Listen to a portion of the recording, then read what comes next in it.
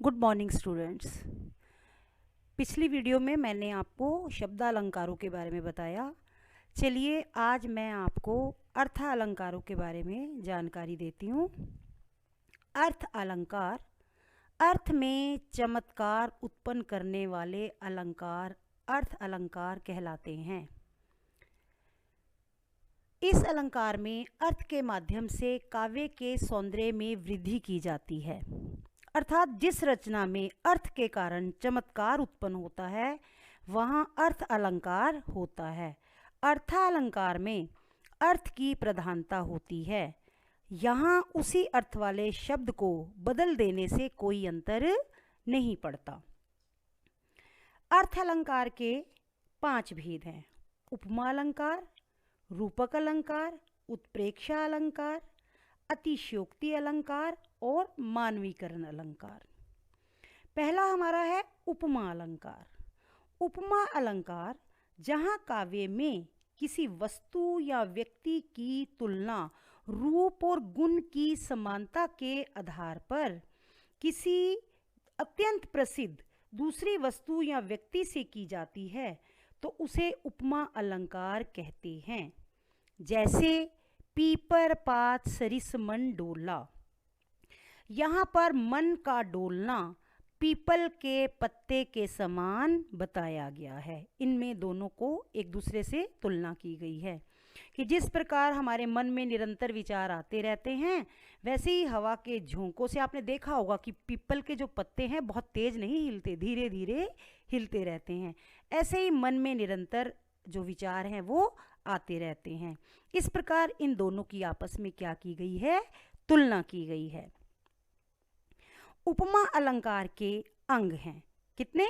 4। इस अलंकार के 4 अंग होते हैं। उपमेय, जिसकी उपमा दी जाए, जैसे कि इस पंक्ति में मन उपमेय है। मन क्या है हमारा? उपमेय। उपमान, जिस प्रसिद्ध वस्तु या व्यक्ति से उपमा की जाती है, दी जाती है या की जाती है, तो किससे की गई है यहाँ पर तुलना? पीपल के पत्तों से। तीसरा है समान धर्म।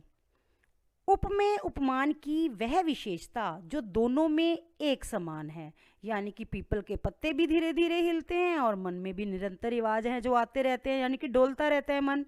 तो इस उदाहरण में डोलना समान धर्म है जो कि दोनों में समान रूप से चलता है।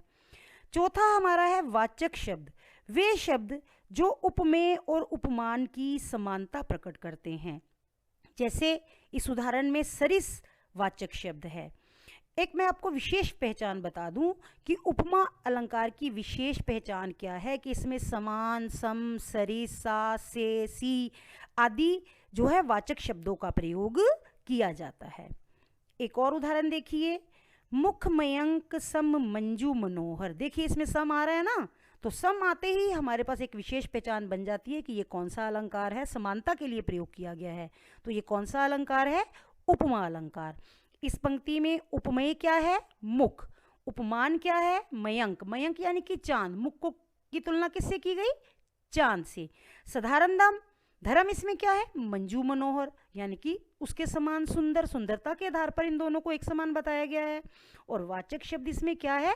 सम। एक और उदाहरण देखिए, हाय फूल सी कोमल बच्ची, हुई राख की ढेरी थी। अब उपमेय क्या है इसमें? बच्ची। उपमान फूल, यानी उसको फूल के समान क्या बताया गया? कोमल। तो दोनों में कोमलता, फूल भी कोमल होता है और एक छोटी बच्ची भी क्या होती है? बहुत कोमल। तो दोनों में साधारण धर्म क्या माना गया? कोमल। और वाचक शब्द इसमें क्या है? सी। तो इस प्रकार ये था आपके अर्थालंकार का उदाहरण उपमा। शेष अगले कालांश में करेंगे, इसको आप दोहराएं अच्छे से। Thank you.